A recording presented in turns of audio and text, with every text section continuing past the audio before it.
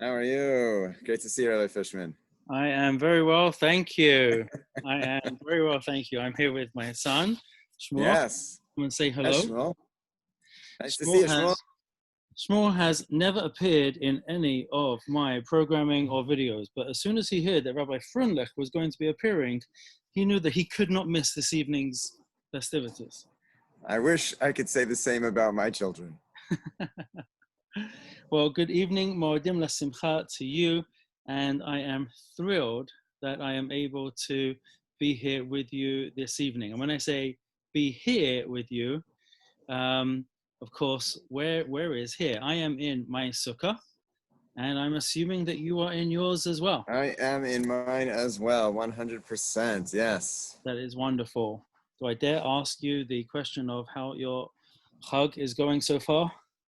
So far, so good. The weather has held up. We've been able to eat in the Sukkah, which is, of course, most important. Yes. And thank God. Baruch Hashem, all good things. It's been great. For you?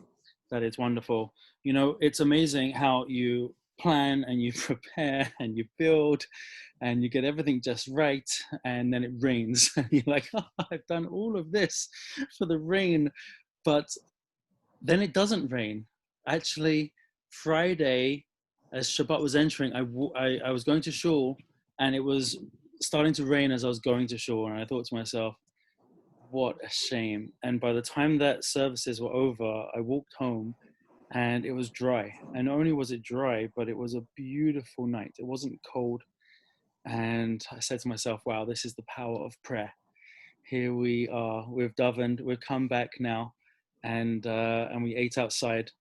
Alas, it was my family, and we were not able to have any guests, because the law now in Quebec is that nobody is allowed to be in anyone's home.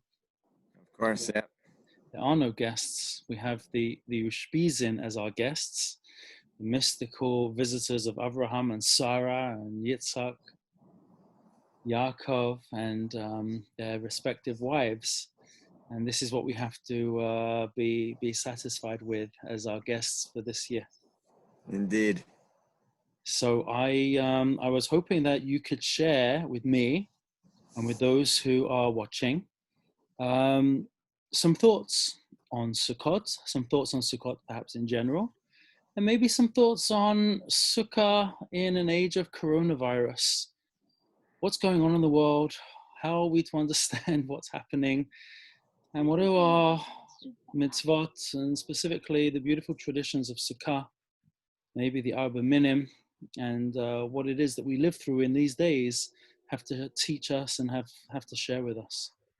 It's a tall task to answer all of those questions. I won't tackle all of those, but I actually had two things that I wanted to share. The first ties in exactly with what you were just saying about our inability to have guests, where we sit by ourselves.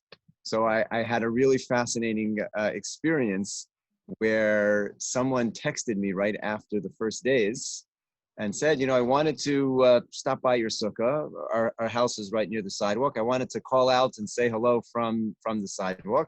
And as I walked by, I heard you and your family were singing some Zmirot together. And I guess sort of as he understood how rare an occasion that was, had everybody together. So he just, I said, I'll leave you alone. So I said to him back, I said, it's so fascinating that you say that, because literally over the course of over the holiday, I shared with my children that the walls of the sukkah have ears. And what I shared with them is there's a fascinating piece of Gemara in Masechah Shabbos. Those who learned Daf Yomi will recall, in which the Gemara goes through a number of the sages talk about things that they've done well in their lives that will earn them reward in the world to come. And this one says, I always ate Su'udat Shlishit. I always had 3 meals on Shabbos. And this one said, I was always careful to keep my head covered. I always wore a yarmulke wherever I went. And this one said, I was careful with my tzitzit. And then one, Rabbi Yossi says an amazing thing. He said, I never said anything in my entire life where after I said it, I needed to turn around and make sure that nobody was behind me who I didn't want to hear it. Never uttered a word that required me to turn around and check who's there. And I said to my kids, I said, you sit outside in your sukkah, And when you're out here long enough, you feel like you're in your living room. And you speak, you schmooze, you talk, everybody's, doing their thing. And then all of a sudden you hear somebody walking on the sidewalk, right? You're like, I can hear them. They can hear me. And one of the underrated elements of Sukkot is we sit and we talk, and our conversations are actually broadcast publicly.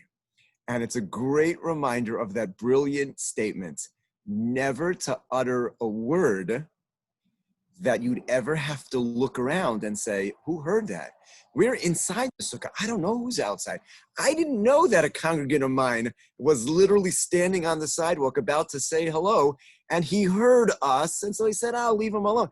He heard us. And I was like, wow, what a great reminder of what, sukkahs can do, and the sanctity of the sukkah coming out of Yom Kippur as this reminder of, watch how you speak. You never know. And that's really such a great lesson, I thought, of being outside. Your neighbors actually hear everything you say. And to remember, that's to be able to say, I never said anything that I had to worry about. That's really beautiful. That is really beautiful. Thank you so much for sharing that. We have the inverse of that same experience in the most positive and beautiful of ways, in that we are surrounded by a couple of neighbors who always put up a sukkah. I don't know if the Charnesses are watching this. They might be hearing me speak as I am in my sukkah right now, but they take sukkah, that's their mitzvah, and they're amazed. They have the most beautiful sukkah. And every Friday night of the year, we're indoors. So when I make Kiddush, it's within my dining room, and the walls probably block the noise from going out, and certainly the noise from coming in. Suddenly on Sukkot, when we go outside and we make Kiddush and we're singing songs, we can actually hear others make Kiddush and others sing songs.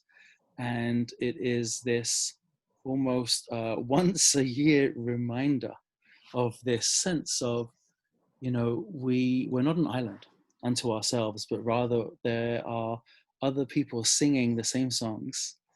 And Yes. and they're actually a lot closer than we realize. They can be as close as our own next door neighbors. Yeah. And it's a beautiful, beautiful experience for me. And of course, it takes me back to those times when I was living in Israel, when I was learning for rabbinical school. Smicha had the zchut of living in Efrat for 3 years. And that is an experience where sometimes you can get multiple Sukkot coming out of one building. You can get 4, 5, 6, and they're all kind of, if it's an apartment building, everyone's on their merpeset, on their balcony, some are on street level, and you just walk down the street and there's this cacophony of sound and noise and singing and cheer. And it's one of the most beautiful experiences that I think I've ever had. You cannot describe it. You absolutely can't give a sense of it to somebody who hasn't experienced it. Yes. But for somebody that's tasted it, they know exactly just what that can taste like. And I think that's one of the great aims, let's put it that way, of Sukkot. We have a beautiful teaching.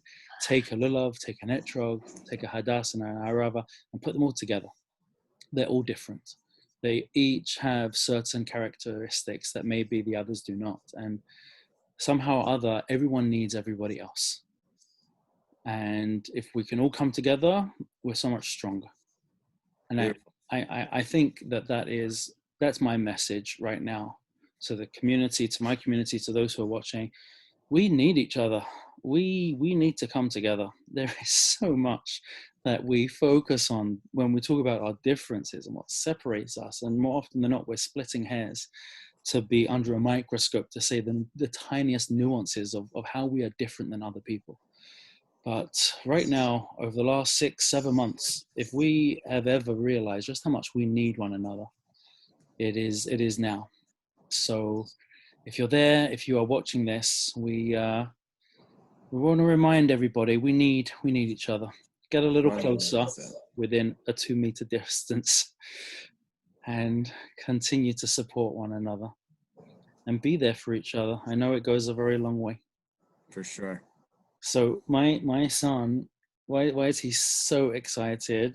We're going to be sleeping in the sukkah tonight. It is going to be dry this evening, and there is no. Yeah, we don't have to tell people we brought the TV down into the sukkah. Okay. but now that we're on that topic, okay, everybody, you want the truth? Here's the truth. The Gemara says that you should live in your sukkah as you live in your house. And you can do the most mundane, ordinary that you should. Go for a walk in your sukkah. You can play video games in your sukkah. If you bring your Nintendo Switch into your sukkah, in my books, that's a mitzvah. I don't know about you, Rabbi Freundlich. I'm not going to speak for you. But in my books, that's a mitzvah because you should live in your sukkah as you live in your house. Of course, there's an opportunity to raise the level of our activity, whether it be through singing, through eating with a bracha, through Torah learning, and all of those wonderful things we love to do in the sukkah. And it should also be something very ordinary, something very natural, something very much an extension of our lives. So there's no rain. The weather report is dry for this evening.